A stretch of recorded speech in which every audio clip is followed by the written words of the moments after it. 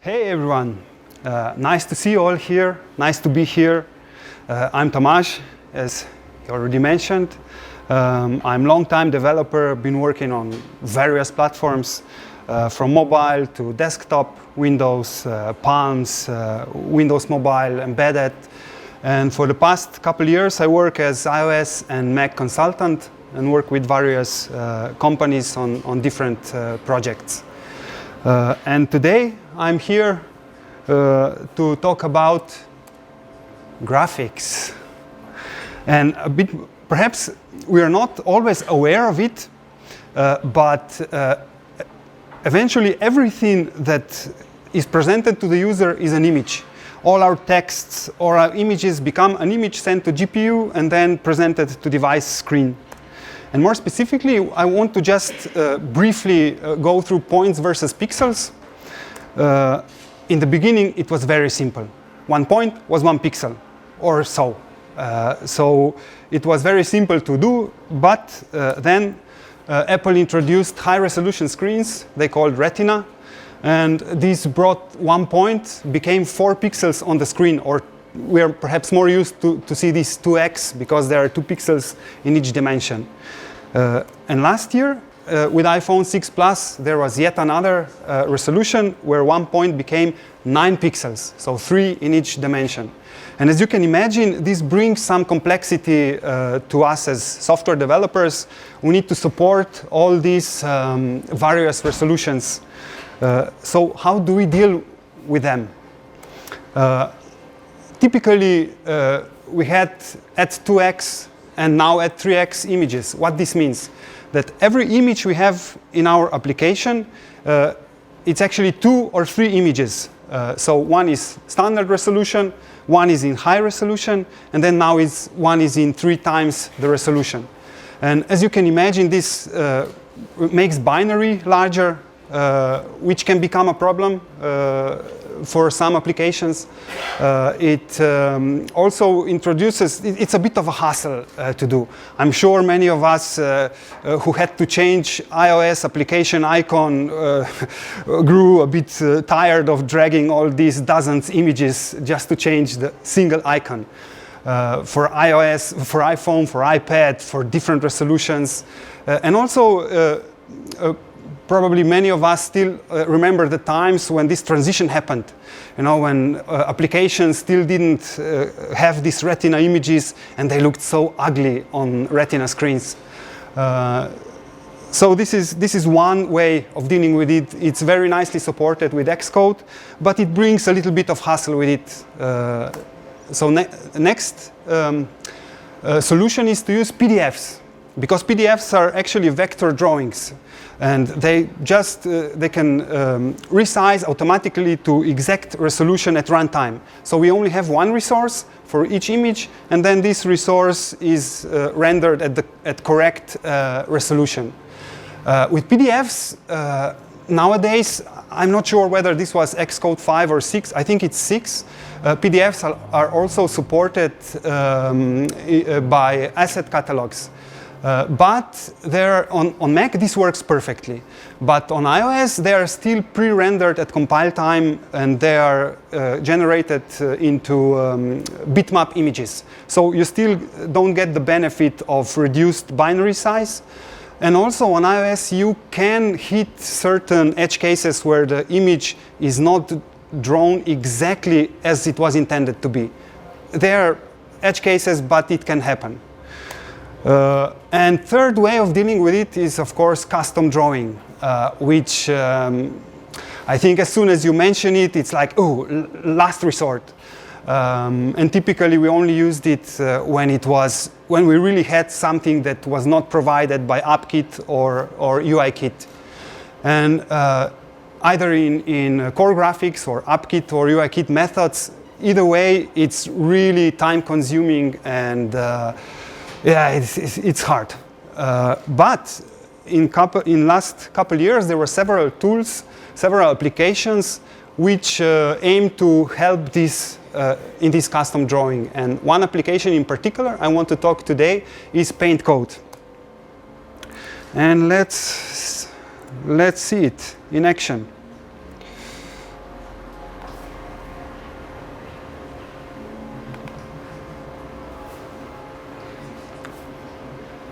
Now I have to change also. Okay, so I will go very quickly. This is not a tutorial on PaintCode. I'm sure many of you are familiar with it. I just want to demonstrate how it speeds up development when you need these customized graphics. So I'll go very quickly through it and show a couple of features. As you can see, this is typical PaintCode window. And for an exercise, I will create a pie chart. And for that, let's create an oval.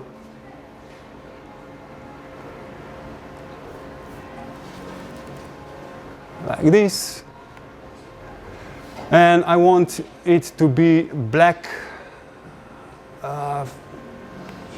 This will be the background for the pie chart. And on top of it, I want to have slightly smaller the actual pie chart. So I will just duplicate this and offset it a little bit.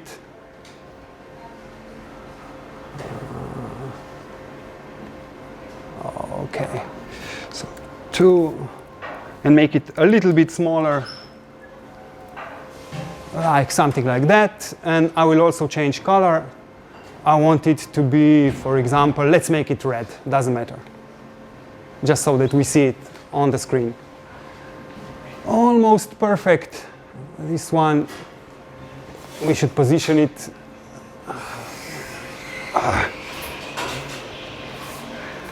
Okay, like this.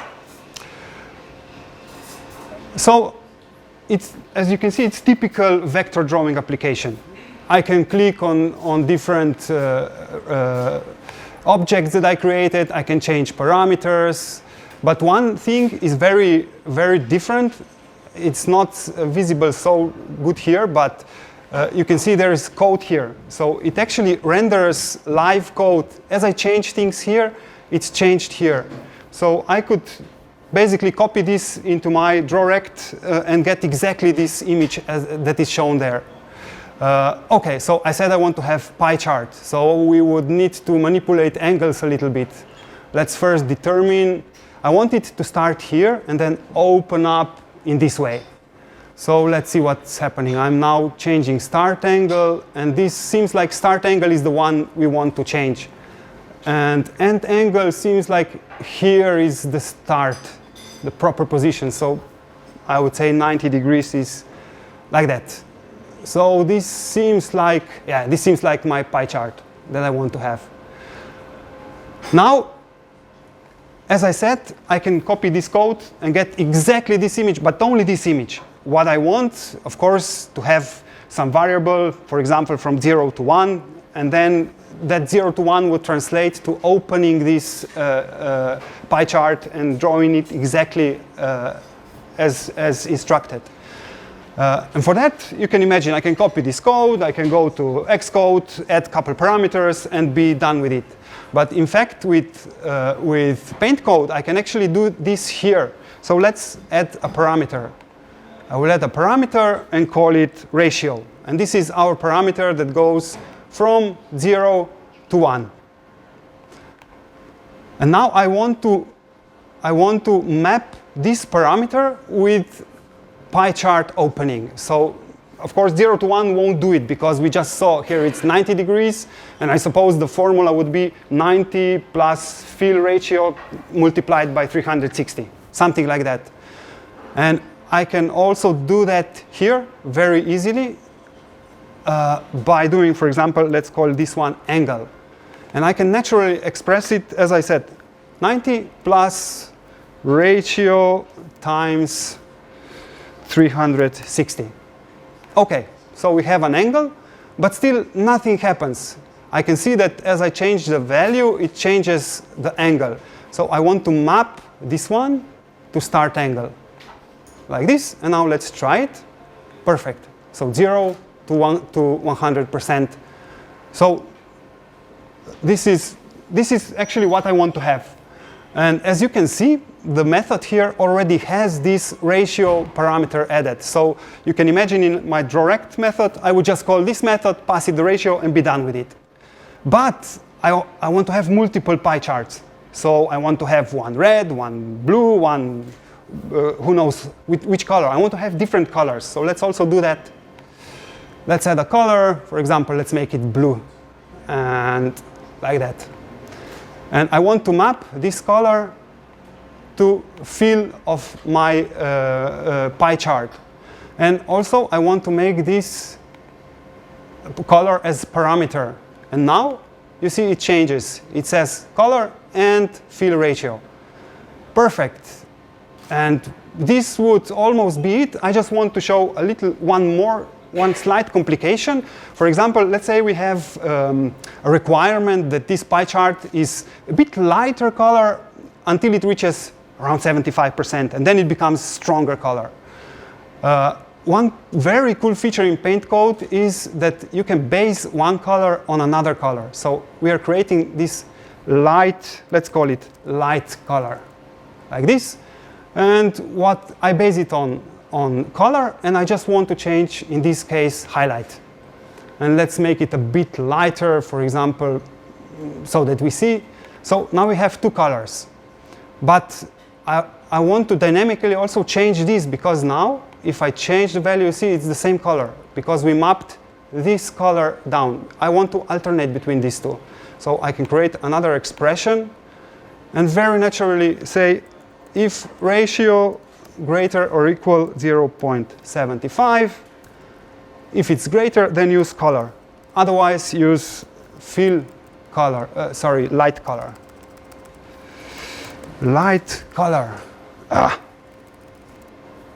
Light color, like this. No, light color. They say it's better when you type it correctly. Okay, and I can map this color then to, still not, okay, it didn't accept it. Color, otherwise use fill color. No, still, light color. Light color. Now imagine I would do this in code, going back and front. Okay, now it's fine. And I can map actually this one to fill. And now, okay, it's already here. Let's see what happens. Perfect. This is exactly what I want to have. So why is it is nice to have this dependent color? For example, I want to draw it in red. And automatically this color adapts to this red color and becomes light red. So it's really a nice feature, I find. Okay, I'm done. I can now export. If I will see it, file, export. When I'm done, I can simply export to my Xcode project, save, and be done with it. Let's save it. And now I can go to Xcode. I already prepared a project, so it's a bit faster. Okay. So let's first look at the storyboard. I have a slider. I have one view, which is pie chart view, class of pie chart view, and another one. So I have two pie charts, and I have a slider that I will only use to change the value. If I run this, we should get some results. Yeah, I can see. It's already working, but not very perfectly. Probably because we didn't specify the colors. Okay, go back to Xcode. Okay, this is our pie chart view. Let's first look at this. It's very simple. Draw rect, one line where I just call the method that was exported from PaintCode, passing it the color, passing it the value. And these two are just properties on my view. And also here you see when I change the color or either of these parameters, of course I need to mark view needing display, otherwise it won't be shown.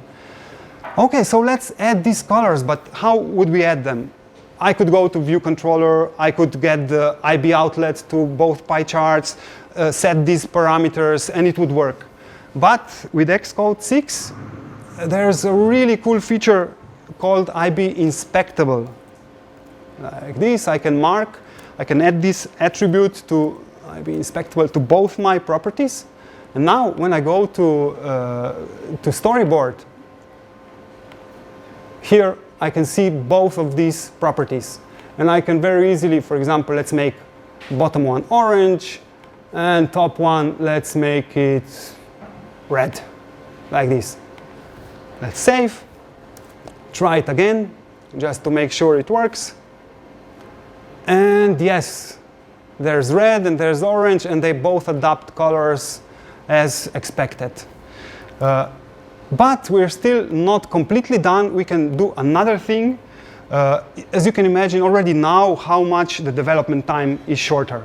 I actually see all the dynamics in PaintCode, but sometimes it would be nice to see here where my views are. Now it's just big, empty, white space, and I need to click blindly to find the view. Xcode also supports attribute called IBDesignable. And if I do this, I save, I go to Xcode, wait a little bit, and already I can see my views. So let's try and change the value to be sure. 0.5 works, 0.8, 0.8, like this, and it works. So I don't even have to run, go to all these sub-views, change all these, wait for network to come back to get correct data, and then only then see the value change. I can already see it straight in Interface Builder, which is really nice. And it's live. If I change, for example, let's change the formula a little bit, the value I assign, I multiply by 0.5, so it will be 2 times smaller. I save, and I go to Interface Builder, and it adapted automatically. So it's dynamic here also.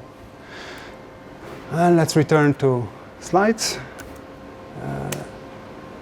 So I want to also look at pros and cons of these tools, of both PaintCode and IBDesignable and inspectable. First of all, as you saw, you can do really fast iterations. So no longer this need to go to application and work in it until you get to the views. You can just see, you saw the whole view was made in PaintCode. I didn't even have to check it in Xcode, as far as I call that method. Another thing is parameters. I also demonstrated how you can add parameters, which is a really nice feature, really powerful. One thing, it's a designer tool. It's a vector drawing application, so any designer can pick it up quite fast. And it's very easy workflow where your designer changes and you just implement the code wise. It exports, I didn't show this, but it can export drawing method and image for those cases where you just want to assign an image to a control. And it's Objective-C Swift, and for iOS, it's also exporting in C# code. Okay, a little bit of cons, or not even cons, but perhaps difficulties. Resizing, you can specify resizing inside PaintCode if you want to have resizable views. You can do it, but it can become a bit tricky. And one thing also I find, it's sometimes also related, drawing customization. If you need to customize after exporting, then it's a bit awkward. When you change something in PaintCode, go back, then you need to reapply your customization. So if you hit that, then it's a bit weird. But you can go through it without it. You can add some hacks and go through it, even without customization. Also, IBDesignable, I want to mention, it's really nice, but I don't think it's really ready at this point. You saw when I changed, Xcode compiled the whole thing behind the scenes and only then shown the results. So you can imagine if there are a lot of controls on the same view or storyboard, then it can become really slow. So I tend not to use IBDesignable, but I always use IBInspectable as long as I suspect that I will use property in Interface Builder. And that's it. Any questions?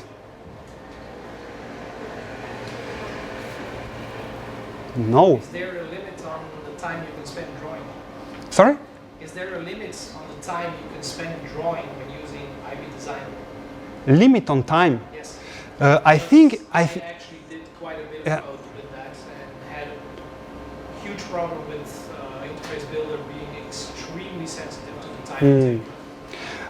I think it is, as I said, I just tried it. I never want to use IBDesignable because of these delays, and I think this is what also you are experiencing.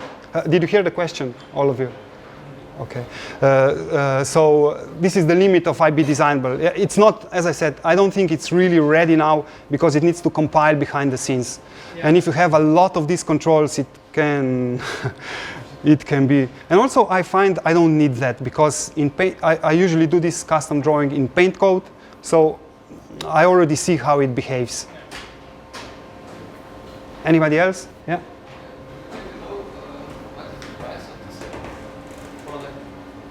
What is the price of PaintCode?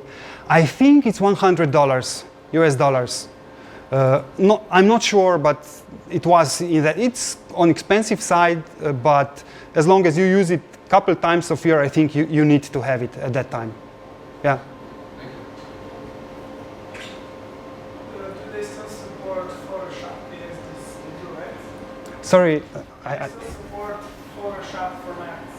Photoshop? To buy that separately. Photoshop? Yeah. To import from Photoshop into Illustrator. Yeah, if they support, I think the latest version I didn't try it because I only got it a couple of days ago, but I think I saw some mention there that they are supporting, but I cannot tell you this, I would need to check. I think 2.3 version, they support something more of these imports, and also export to different formats. What about animations? What about? Animations. Animations, yes. This latest version, I saw they support animations in what I find really smart way.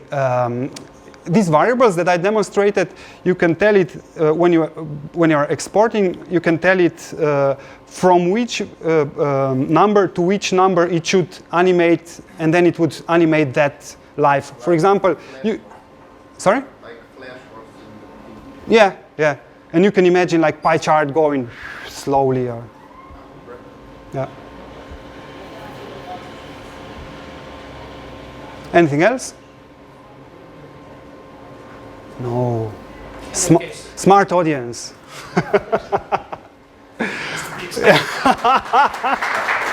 Okay, thank you.